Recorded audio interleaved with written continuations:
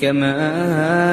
أنزلنا على المقتسمين الذين جعلوا القرآن عضين فوربك لنسألنهم أجمعين عما كانوا يعملون فاصدع بما تؤمر وأعرض عن المشركين إنا كفيناك المستهزئين الذين يجعلون مع الله إلها آخر فسوف يعلمون ولقد نعلم أنك يضيق صدرك بما يقولون فسبح بحمد ربك وكن من الساجدين